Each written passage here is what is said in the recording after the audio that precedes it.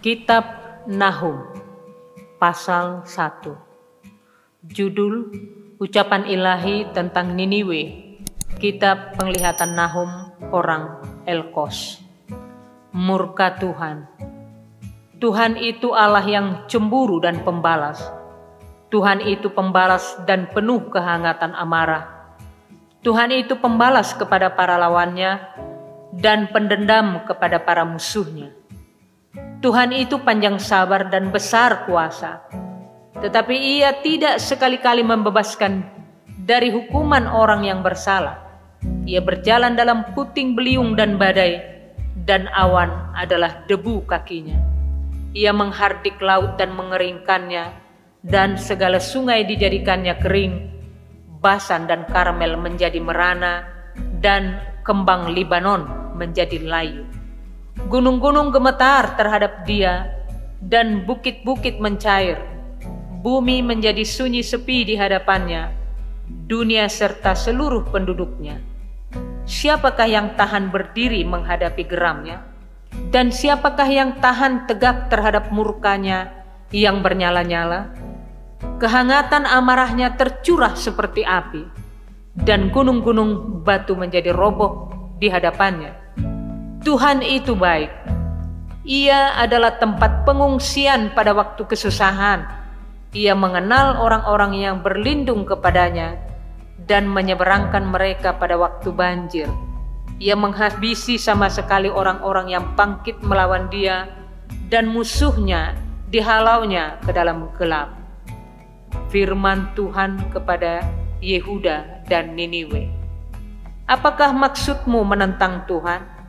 Ia akan menghabisi sama sekali. Kesengsaraan tidak akan timbul dua kali. Sebab mereka pun akan lenyap seperti duri yang berjalin-jalin, dimakan habis seperti jerami kering. Bukankah daripadamu muncul orang yang merancang kejahatan terhadap Tuhan, orang yang memberi nasihat dursila? Beginilah firman Tuhan, sekalipun mereka utuh dan begitu banyak jumlahnya, tapi mereka akan hilang terbabat dan mati binasa.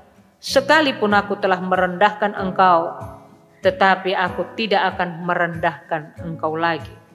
Sekarang aku akan mematahkan gandarnya yang memberati engkau dan akan memutuskan belenggu-belenggu yang mengikat engkau.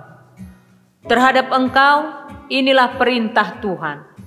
Tidak akan ada lagi keturunan dengan namamu. Dari rumah Allahmu aku akan melenyapkan patung pahatan dan patung tuangan. Kuburmu akan kusediakan, sebab engkau hina. Lihatlah di atas gunung-gunung, berjalan orang yang membawa berita, yang mengabarkan berita damai sejahtera. Rayakanlah hari rayamu, hai Yehuda, bayarlah nazarmu, sebab tidak akan datang lagi orang dursila menyerang engkau. Ia telah dilenyapkan sama sekali. Pasal 2. Pembongkar maju terhadap engkau. Adakan penjagaan di benteng, mengintalah di jalan, ikatlah pinggangmu, teguh-teguh, kumpulkanlah segala kekuatan. Sungguh, Tuhan memulihkan kebanggaan Yakub, seperti kebanggaan Israel, sebab perusak telah merusakkannya dan telah membinasakan carang-carangnya. Musuh merusakkan Niniwe. Perisai pada pahlawannya berwarna merah, prajuritnya berpakaian kirmiji.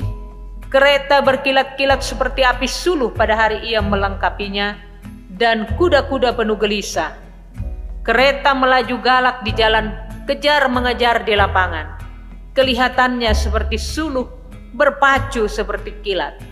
Pasukan-pasukan istimewa dikerahkan. Mereka tersandung jatuh di waktu berjalan maju. Mereka lari terburu-buru ke arah tembok kota, sedang alat pendobrak sudah ditegakkan. Pintu-pintu di sungai-sungai telah dibuka dan istana menjadi gempar. Permaisuri dibawa keluar dan ditelanjangi, dan dayang-dayangnya mengerang, mengaduh seperti suara merpati, sambil memukul-mukul dada. Niniwe sendiri seperti kolam air, yang airnya mengalir keluar.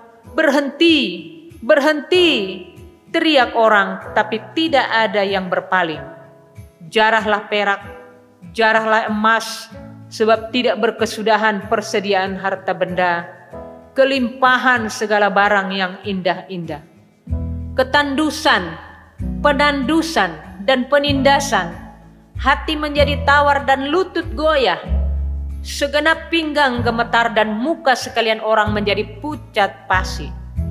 Di mana gerangan persembunyian singa dan gua singa-singa muda, tempat singa pulang pergi, tempat anak singa di mana tidak ada yang mengganggunya? Biasanya singa itu menerkam supaya cukup makan anak-anaknya, mencekik mangsa bagi betina-betinanya, dan memenuhi liangnya dengan mangsa, dan persembunyiannya dengan terkaman. Lihat, aku akan menjadi lawanmu. Demikianlah firman Tuhan semesta alam. Aku akan membakar keretamu menjadi asap, dan pedang akan memakan habis singa mudamu.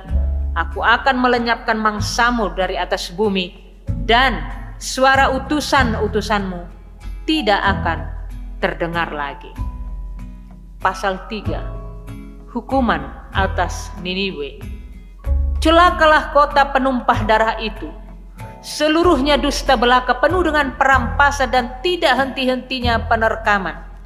Dengar lecut cambuk dan derak-derik roda. Dengar kuda lari menderap dan kereta meloncat-loncat. Pasukan berkuda menyerang, pedang bernyala-nyala dan tombak berkilat-kilat. Banyak yang mati terbunuh dan bangkai bertimbun-timbun. Tidak habis-habisnya mayat-mayat, orang tersandung jatuh pada mayat-mayat. Semuanya karena banyaknya persundalan si perempuan sundal yang cantik parasnya dan ahli dalam sihir, yang memperdayakan bangsa-bangsa dengan persundalannya dan kaum-kaum dengan sihirnya. Lihat, aku akan menjadi lawanmu. Demikianlah firman Tuhan semesta alam. Aku akan mengangkat ujung kainmu sampai ke mukamu, dan akan memperlihatkan auratmu kepada bangsa-bangsa dan kemaluanmu kepada kerajaan-kerajaan. Aku akan melemparkan barang keji ke atasmu, akan menghina engkau dan akan membuat engkau menjadi tontonan. Maka semua orang yang melihat engkau akan lari meninggalkan engkau serta berkata, Niniwe sudah rusak. Siapakah yang meratapi dia? Dari manakah aku akan mencari penghibur-penghibur untuk dia? Adakah engkau lebih baik dari Tebe, kota dewa Amon yang letaknya di sungai Nil, dengan air sekelilingnya, yang tembok kotanya adalah laut dan bentengnya adalah air? Ethiopia adalah kekuatannya, juga Mesir dengan tidak terbatas. Put dan orang-orang Libya adalah pembantunya. Tetapi dia sendiri pun terpaksa pergi ke dalam pembuangan, terpaksa masuk ke dalam tawanan. Bayi-bayinya pun diremukkan di ujung segala jalan.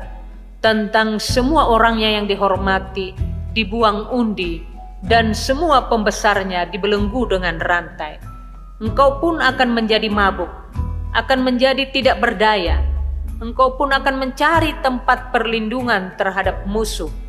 Segala kubumu adalah seperti pohon ara dengan buah ara yang masak duluan. Jika diayunkan, maka jatuhlah buahnya ke dalam mulut orang yang hendak memakannya. Sesungguhnya laskar yang di tengah-tengahmu itu adalah perempuan-perempuan. Pintu-pintu gerbang negerimu terbuka lebar-lebar untuk musuhmu. Api telah memakan habis palang pintumu. Timbalah air menghadapi pengepungan, perkuatlah kubu-kubumu, pijaklah lumpur, injaklah tanah liat, peganglah acuan batu bata. Di sana api akan memakan engkau habis, pedang akan membabat engkau, akan memakan engkau seperti belalang pelompat. Sekalipun engkau berjumlah besar seperti belalang pelompat, berjumlah besar seperti belalang pindahan. Sekalipun kau perbanyak orang-orang dagangmu, lebih dari bintang-bintang di langit, seperti belalang pelompat, mereka mengembangkan sayap, dan terbang menghilang. Sekalipun para penjagamu seperti belalang pindahan dan para pegawaimu seperti kawanan belalang yang hinggap pada tembok-tembok pada waktu dingin. Namun, jika matahari terbit, mereka lari menghilang, tidak ketahuan tempatnya. Celaka, alangkah terlelapnya para gembalamu, hai Raja negeri Asyur. Para pemukamu tertidur, laskarmu berserak-serak di gunung-gunung, dan tidak ada yang mengumpulkan. Tiada pengobatan untuk cederamu, lukamu tidak tersembuhkan. Semua orang yang mendengar tentang engkau bertepuk tangan karena engkau. Sebab kepada siapakah tidak tertimpa perbuatan jahatmu terus-menerus?